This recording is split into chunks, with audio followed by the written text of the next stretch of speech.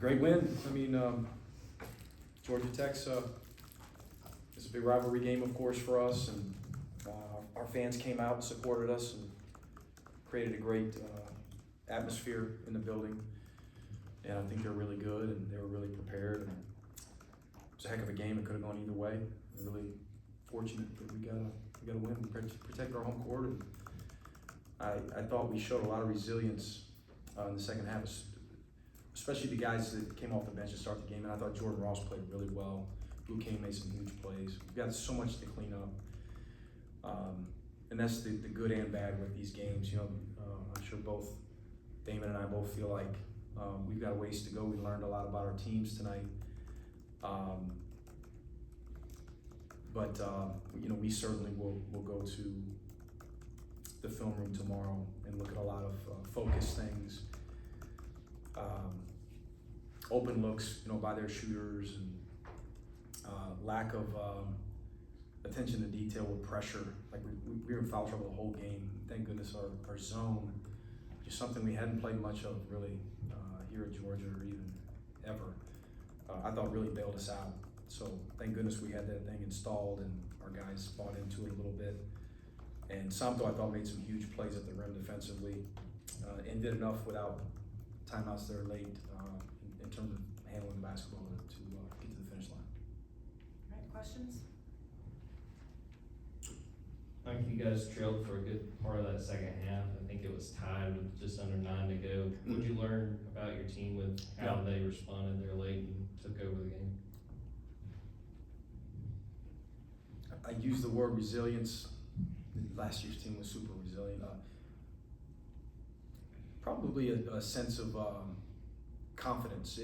We didn't look, our body language didn't look like, hey, we just know we're gonna win this game. We look a little bit rattled there because it was the first time we were down. Like our schedule has been what it is, and it's why you play these games. And so I learned that we have a little something to us, you know. And I'll use Smurf Millender as a kind of a microcosm. He goes out, dives for a loose ball, knocks his tooth out. He's 1 of 9 from the field, and finishes the game for us and makes big plays down the stretch offensively, defense on the glass, defending the glass as well, sticking his nose in there. So he's got a little swagger to him, you know. We thought that, now we know that, you know, against an ACC opponent. Jeremiah Wilkinson struggled in the first half at times, and boy, the way he played in the second half, he really got it going. He's both of those guys have very healthy levels of self-confidence. I thought Justin Abson played really well. Jake Wilkins, another guy that just he wasn't out there for long stretches, and when he gets out there, he just plays really hard, and you just feel his energy. Probably the biggest thing, I guess, I know I'm rambling, is the quality of our depth. We've got really good depth.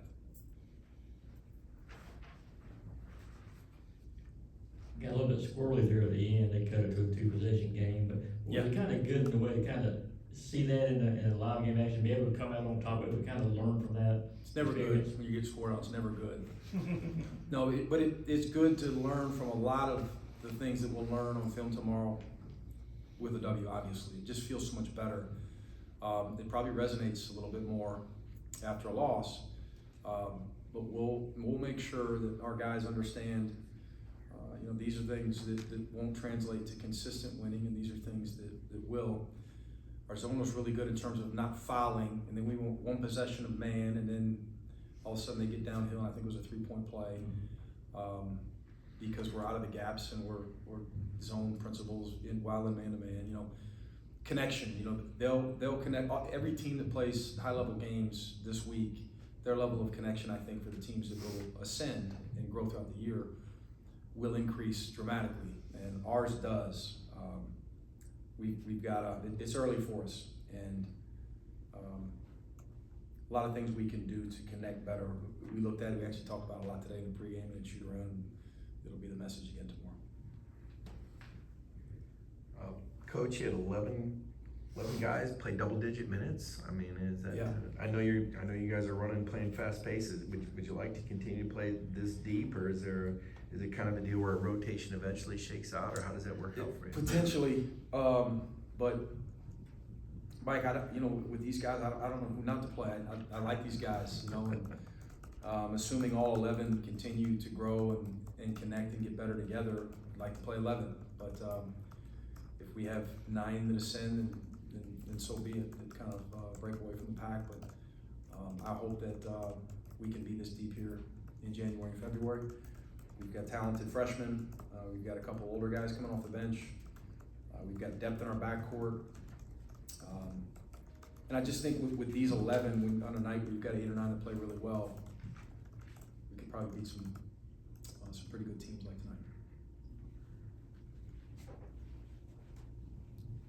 How did Blue getting in a little bit of foul trouble early complicate things, and then to follow that up, how big he was late in this game and plays anything? We've got safeties and we've got crashers, and we played a little bit different there for the first time, where we had a couple lineups that weren't very didn't have a lot of offensive rebounding prowess, and then we had a couple lineups out there where probably put us in jeopardy a little bit with defensive transition, and we hadn't seen that, in games when you're up 20 or 30, and you kind of make it cookie cutter with your lineup. So we were able to overcome that a little bit, but we've got to be more mature with big plays. So first layup of the game we scored, and you guys have seen us place in both of our exhibitions and 3 other mid-majors. I mean, this was our 6th game, and our first basket we scored. Everybody jogs back because we have our student section and 7,000 or 8,000, however many people were in here, yelling and screaming. It was a great environment, gets loud, and all of a sudden that's not what we do though, So then we're kind of a step slow while we're trying to increase our pressure, and then we're fouling. And I thought they did a really good job with the press attack, and they've got good guards and good shooters. But I'd like to see us stay in character, whether we're in stag or we're on the road, whether we're up, whether we're down. And this team's got a ways to go in that regard. I was going to ask you about defensive transition, but I guess a lot of that maybe had to do with something with some foul trouble and not having them out there. Yeah, but I thought Justin did a good job blocking a couple, if I'm not mistaken, and being a presence there. Kareem is a good shot blocker, but we also have Kareem in his defense switching a lot of stuff on the perimeter because he's such a versatile defender. He literally is guarding 5 positions at times. So when he's out there and he's switching stuff, and all of a sudden we've got a small guy at the rim, that was exposed a couple times. And all of these things we'll continue to evaluate as a staff, game to game. But 11, there's a lot of positives to it, but there's a lot to it as well that we'll have to continue to sift through as a staff to see how we can best utilize these 11, assuming it stays at 11, and how to best have these guys play to their strengths offensively and defensively. Coach, what do you have to say about the fouls racking up? It felt kind of like herky-jerky around middle of the game. There wasn't really a flow. Yeah. Did that have something to do with a lot of missed threes that you might have? I don't think so. I really don't. We obviously as coaches, we don't agree with every foul call, right? But I know that there were a handful that were just bad decisions, and literally coming into this one, pressure with foul, discipline was as big a factor as anything we're doing, along with defensive rebounding and blocking out, because it's been a deficiency of this team, and I anticipate will be at times throughout the year. But just weren't very disciplined with our fouling, grabbing, just giving the officials obvious reasons to call. And as a pressure team, and a team that extends 94 feet, even though we didn't do a great job of that tonight, you're going to fall into a few of them. You just naturally with our style of play and the amount of possessions.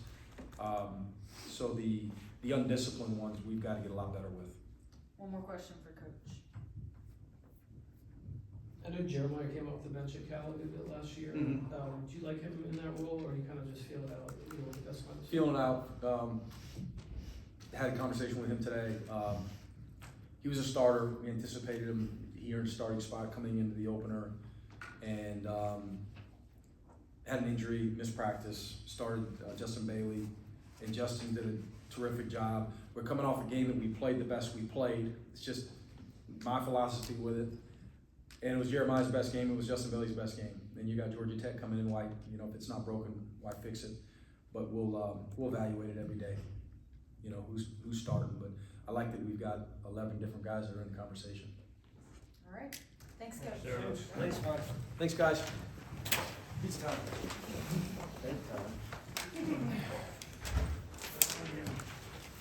Send that to Mike too. Do you want it or? No, just send it to me, literally.